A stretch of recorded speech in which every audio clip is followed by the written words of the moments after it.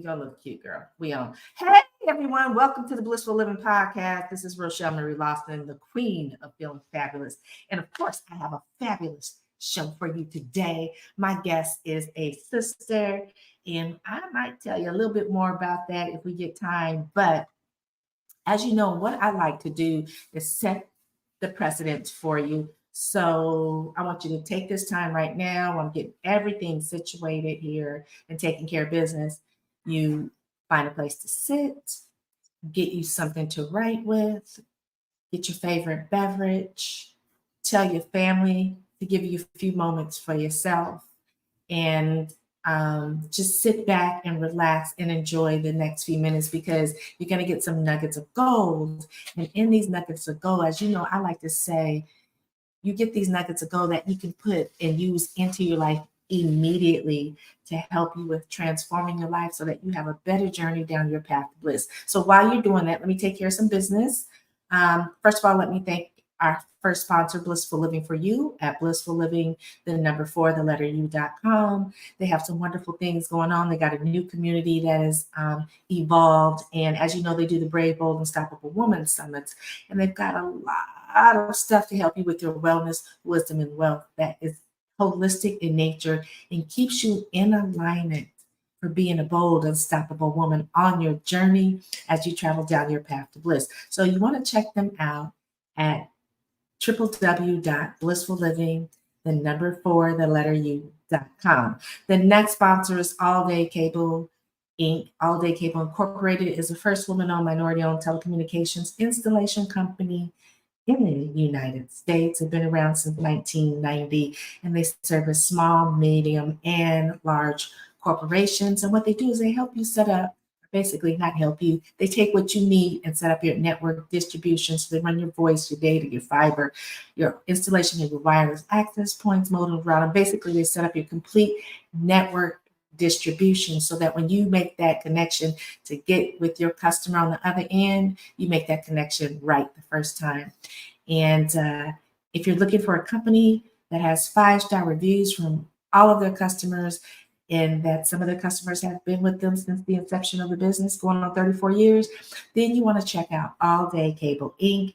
at alldaycableinc.com. So now, let me tell you a little bit, just a little bit, about today's fabulous guest. Now, the topic of our show today is how to go from chaos to calm with your finances. Now, I promise all of you that are watching, first of all, subscribe to the show so you get advanced notifications of the guests.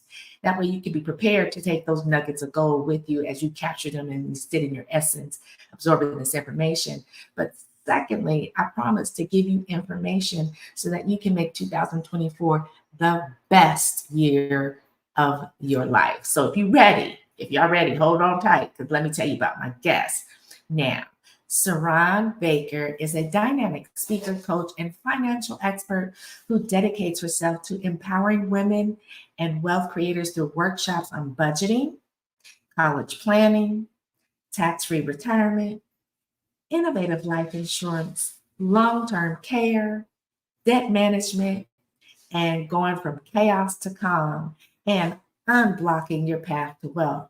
Armed with a bachelor's degree in marketing and a master's in organization development and human resource management, she steers the financial well-being of diverse organizations, excelling in generating and overseeing multi-million assets. Now, Saran's experience extends to community service, notable as a leader in local nonprofits based in Maryland, where she passionately guides women, educators, entrepreneurs, and executives towards financial prosperity. And you know, ladies that are watching the show, maybe listening to the show, you know that one of the things that is very important to me is for us brave, bold, and unstoppable women to set up things so that we create financial legacies for our future female generations. And I'm not discounting our sons, because I have sons as well, but it's the ladies. We are so far behind the men when it comes to this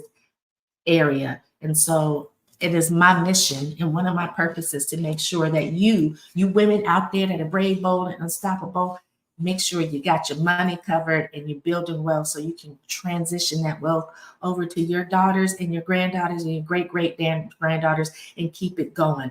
So, with all of that, let's bring Saran Baker to the house and unmute yourself, girl.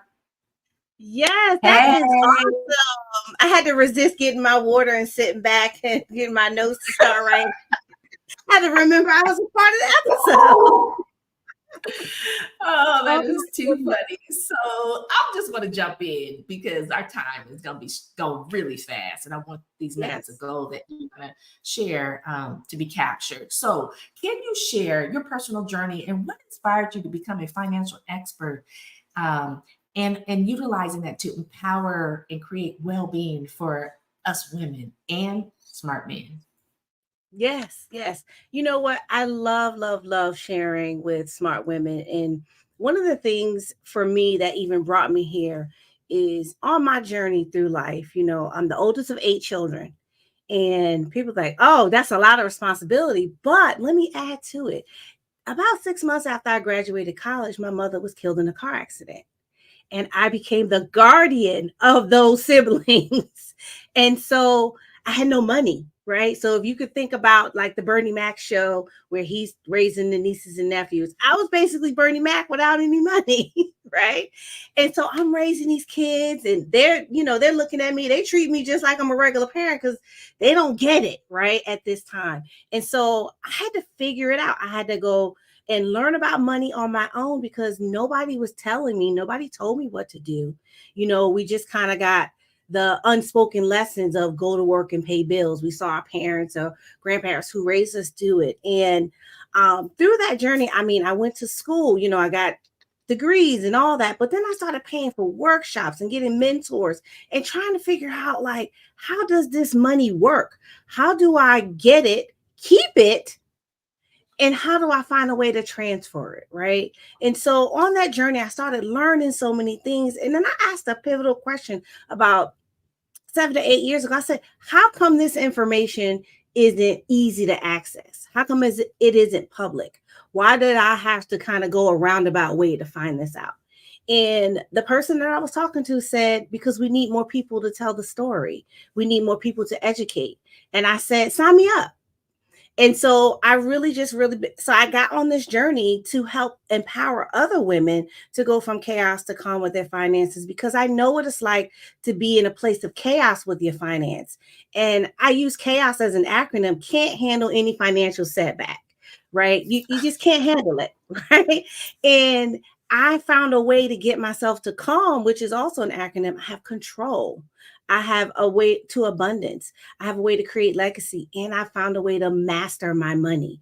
And so in that journey of going to classes, and I worked corporate jobs, and I went to all the corporate financial classes. I went and paid for financial classes.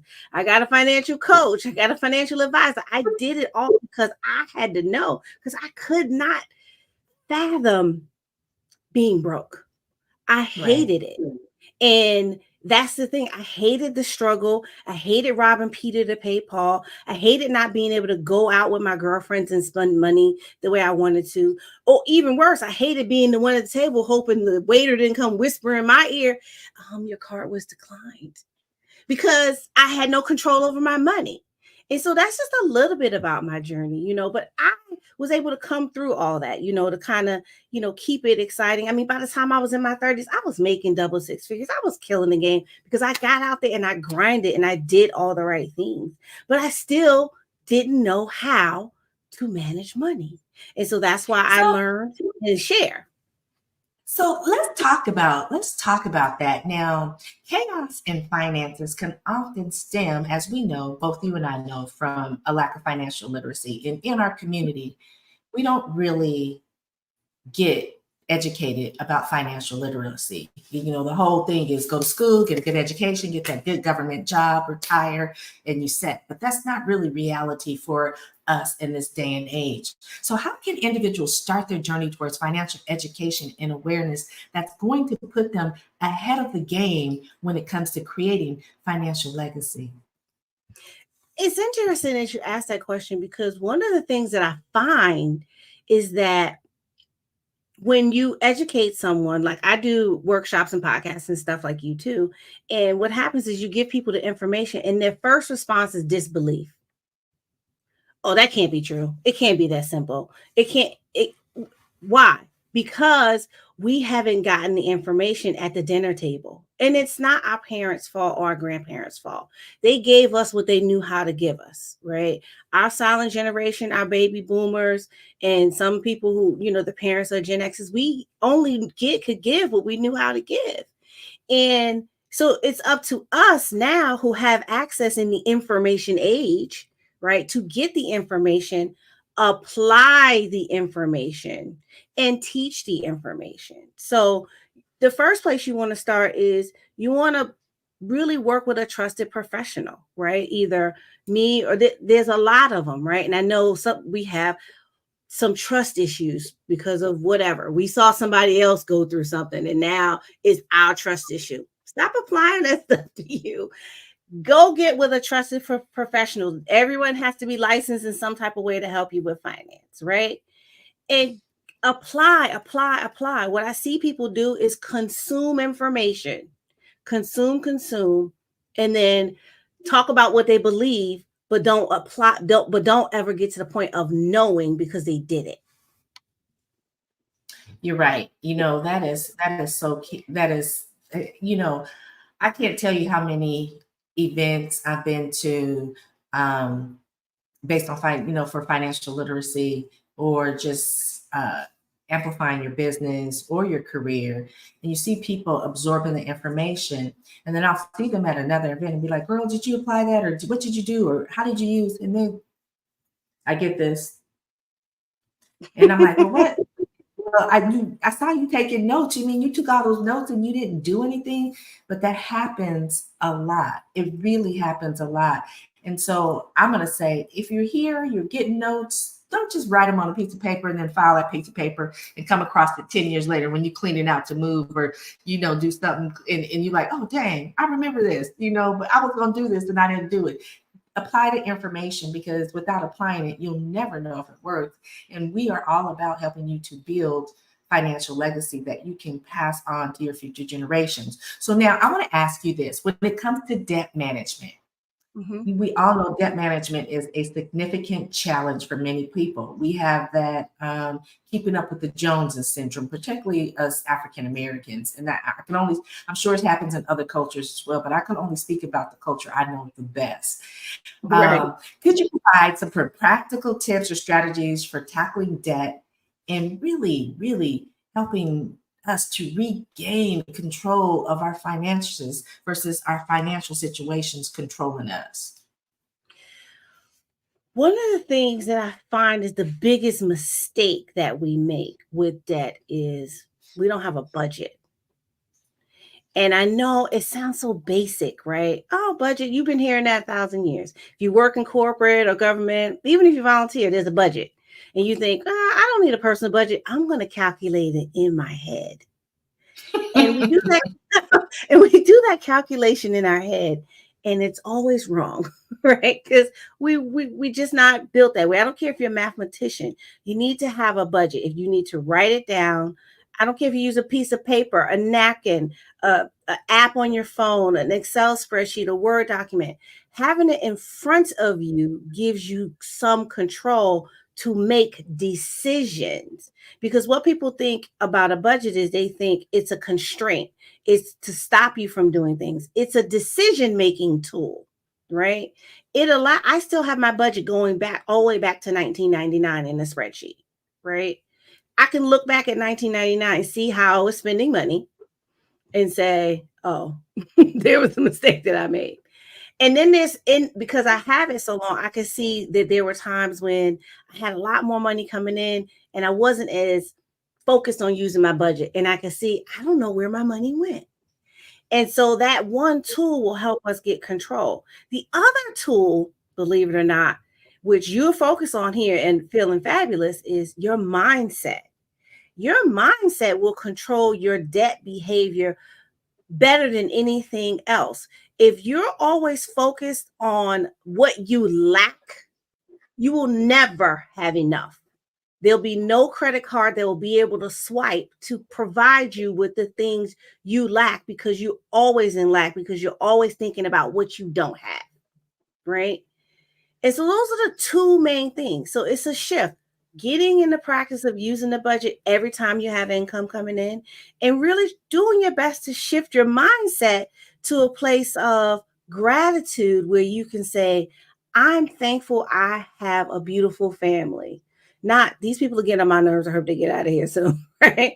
I don't I can't believe they ate all my groceries and nobody's cleaned up and nobody's doing anything. And don't get me wrong, those things are real, right? We're moms, we're women, we're aunts, we're family members, we're caregivers, we're taking care of people, right?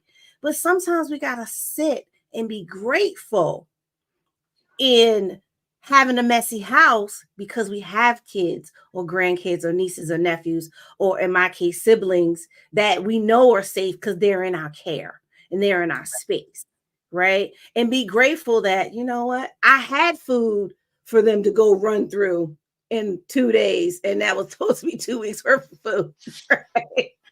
And working around it, and I say that, and just because it's real, right? It's real. Right. And just trying to shift that mindset day by day.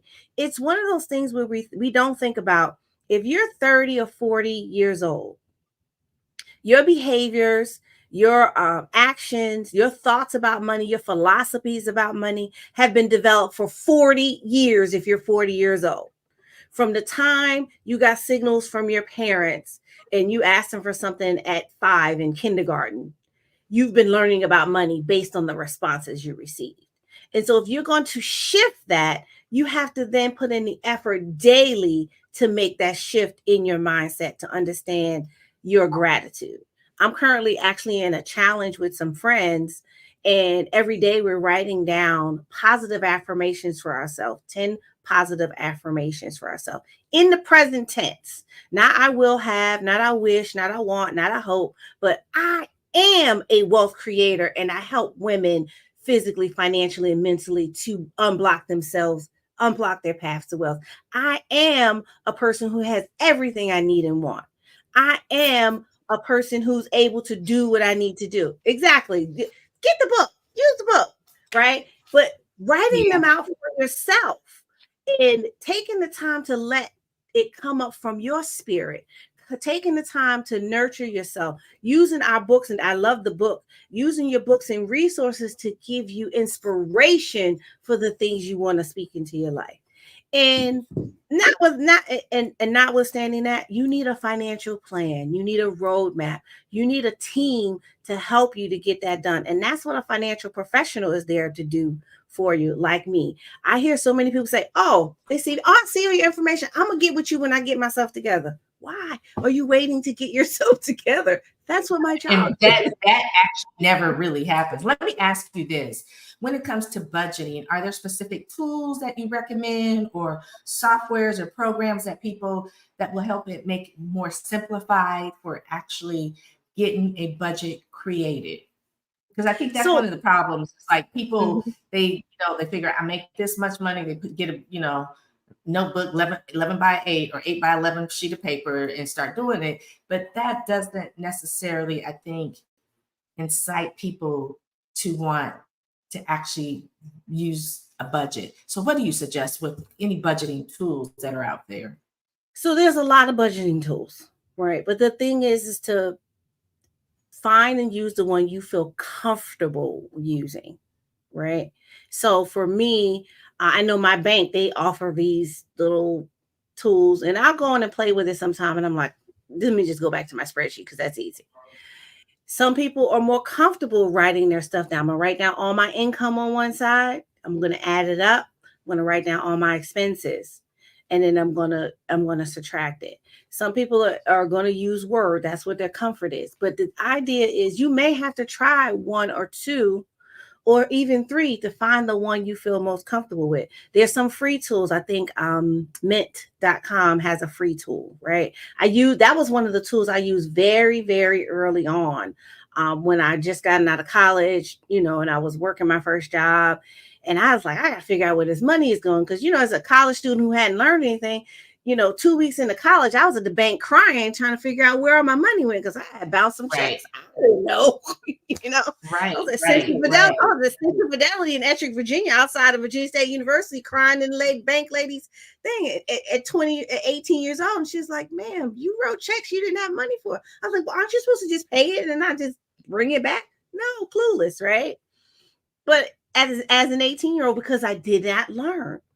But you got to find what works for you. I work with my clients to figure out what's going to be most comfortable for them. For people on the go, an app might be the most helpful if you're paying your bills in certain ways. And if you have an income that will support you scheduling automatic payments, then you should do that so you're not missing payments. And now my thing is, I don't schedule automatic payments for them to take it from me. I schedule automatic payments for me to send it to them. That way, if I need to change it very quickly, I can go on my checking account and change it. But everyone has a different preference. But the idea behind the budget is to make sure you have that line item that you can call my feeling fabulous line item. You can have that line item that says my travel line item. You can have that line item that says every 2 or 3 months, I'm going to treat myself to the spa, or I'm going to buy that big fabulous purse that I really want, or I'm going to get the red bottoms that I had my eyes on, because you're being responsible with your money and not impulsive. And it's hard not to be impulsive because we have so much stimuli coming into us, our emails, our phones, our apps, every social media thing. Our friends at work are talking about the sale. So, but using the tool that you feel comfortable. There's a couple. So there's mint.com. You can use a basic old spreadsheet. You can use a Word document. You could use Intuit. I think I can't spell it, but the Intuit app has something. And if you use a checking account, most banks now have a feature to allow you to use the budget. And remember, this is your tool to allow you to do those fabulous things, to get to do blissful living after you've taken care of making sure your food, clothing, and shelter and your your needs are taken care of, because we're not here to just pay bills. We are here to have an amazing life and experience So it. let me ask you this. When it comes to, those automatic payments, so, when you sign up for something, and we all do it, whether it's you signing up for your Netflix account, or, you know, your Alhambra water being delivered to your house, whatever, and they do those automatic payments. Over the course of time, there's so many of us that have done so many of those automatic payments that you actually forget, and you're not even using what you are automatically paying every month.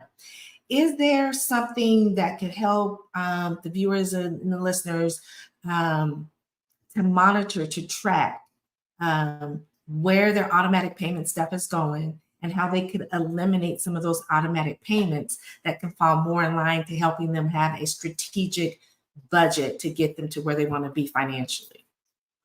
One of the things I always recommend is do an audit. Audit yourself once or twice a year.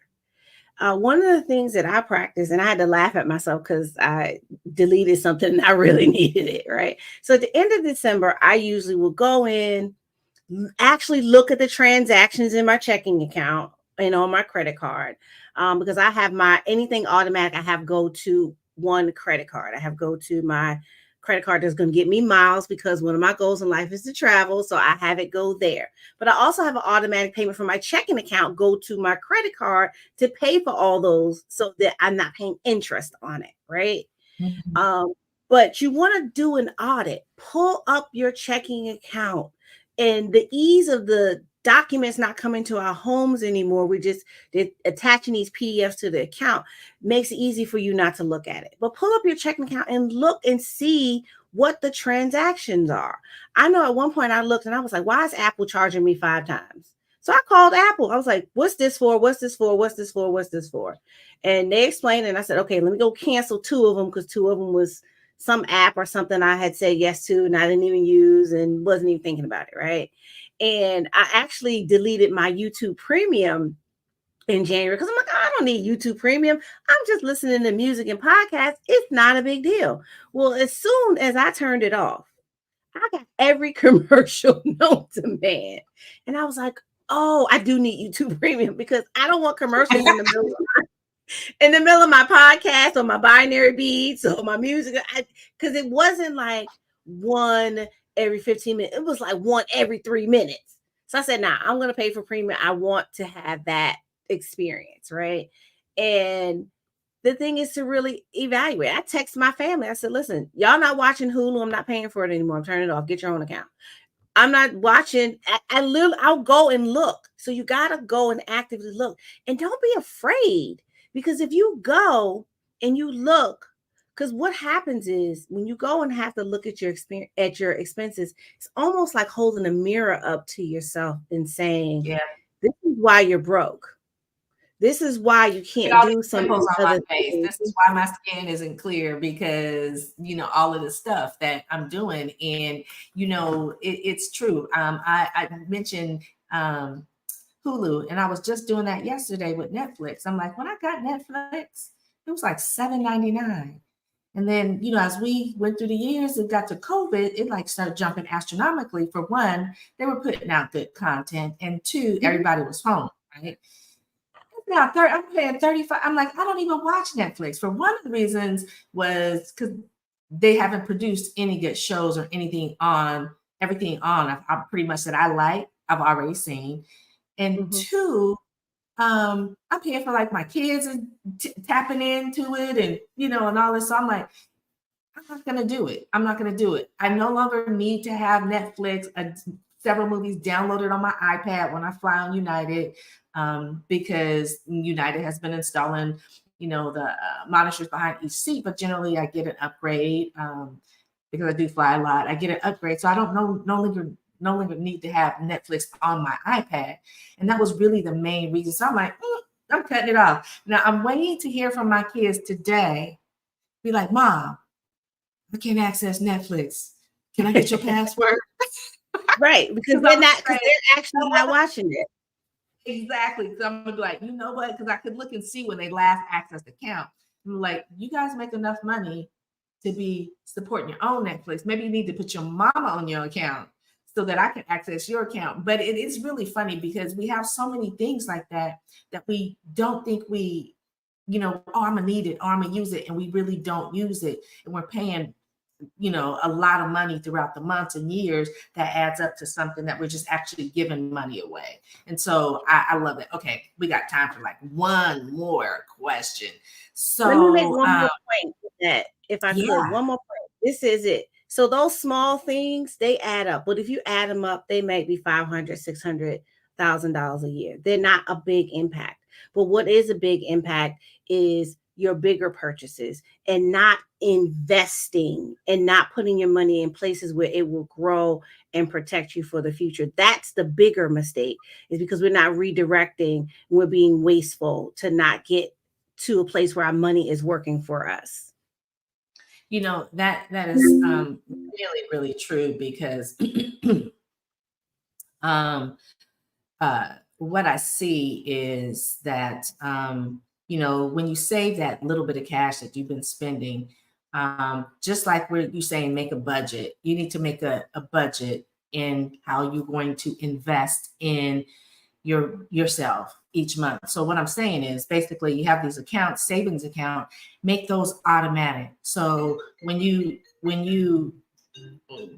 create your budget and you set up automatic payments for your bills and so on and so forth, make sure you set up automatic payments to yourself that go automatically into your savings accounts, so that you don't even have to feel it, deal with it, and you're still able to build some wealth into those accounts. Okay, last question. So with regards to this building of generational wealth, and particularly I like the long-term goal with it. What are 3 steps that individuals can take to not only start building, but also preserving wealth for their future generations that we haven't discussed already? So one of the first things is you got to already know that that's what you want to do. And you have to start to redirect money to vehicles, to financial vehicles that create legacy for you and your family.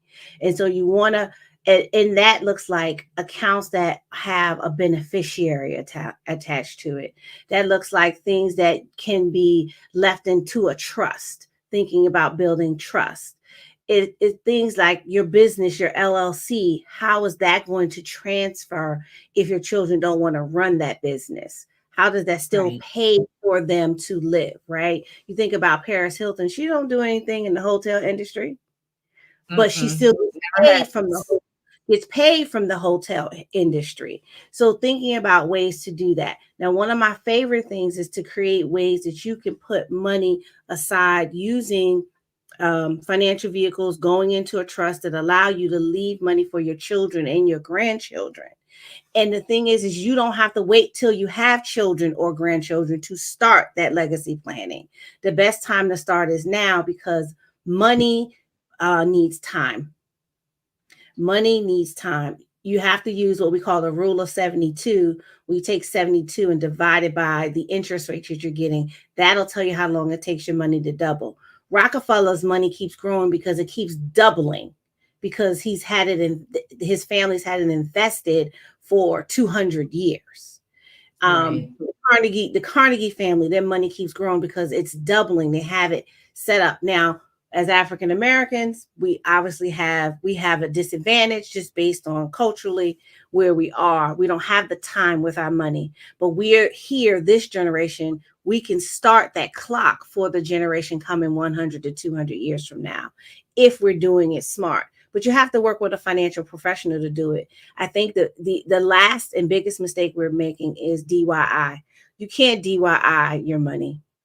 I mean, you can't DIY everything. And with your money, having someone who's licensed, who deals with money every day and is seeing hundreds of clients, will get you more advantage than you watching a couple of YouTube videos and trying to apply what you saw on YouTube versus someone who's doing it every day.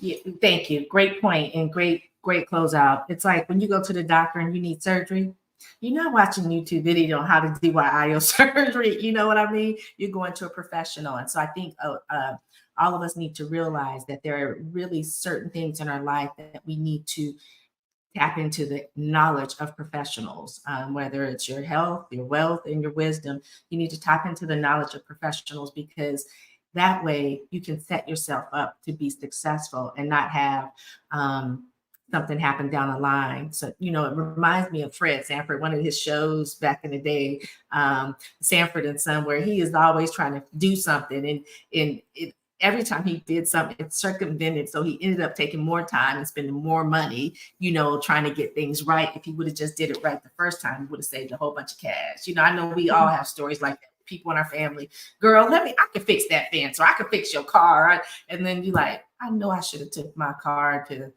Sam Auto, down the street, instead of letting, this, my cousin over here, because he said he could do it and can't really do it. So the moral of the story is find a financial professional that you feel comfortable with and begin to strategize and manage your money like those wealthy people. We may not have that money that they have, but every little bit that we invest in ourselves and use a financial expert to help us build this generational wealth will pay out in the long run. And so I want to thank you, Saran. So how can people get more of you? Well, you can follow me on all my platforms. You can find me at Covered by Saran on Facebook, Instagram, and TikTok. You can find me on YouTube as just Saran Baker. I do a weekly podcast every Monday at 8:30 where I talk about finance. And I also have a community that you can join for free if you go to joinsaran.com. And you can come into the community where I help women to do these things. That's really the best way to get connected with me, because at the end of the day, I'm here to help and to help transform your financial life so that you go from being poor, where you're just able to pay bills, being, being middle class, kind of having money, but all you really have is more credit debt, keeping up with the Joneses, to get you in the mindset of being rich, where you're putting your money in places where your money is having babies and your money is growing because your money keeps getting pregnant. I love it. I love it. Well, thank you, Saran. And you guys, all her information will be in the show notes. So please pay attention. This is the benefit of when you subscribe to the show, because you get a bonus information or advanced information about the guest, and you can table your time to be strategic with absorbing this information and grasping these nuggets of gold that you can incorporate into your life immediately. So thank you, Saran, very much. I appreciate you. I want to thank our sponsors, Blissful Living for You at Blissful Living for the number 4, the letter U.com, as well as All Day Cable Inc. at alldaykableinc.com. Please feel free to share the show with particularly every female that you know, particularly those in your family, as well as anybody you know that you think would benefit from this information. The more we can get this information out, the better we can create financial wealth and legacies for people that look like me and Saran, as well as other women. And this is my heartfelt call to the women out there. So that's what I'm going to say, and I'm going to leave it right there. And I'm going to close out and say, I'm wishing you peace to your mind, wellness to your body, and wealth to your bank account. This is Rochel Marie Lawson, the queen of feeling fabulous. And until next time, be healthy, wealthy, and wise. Goodbye for now.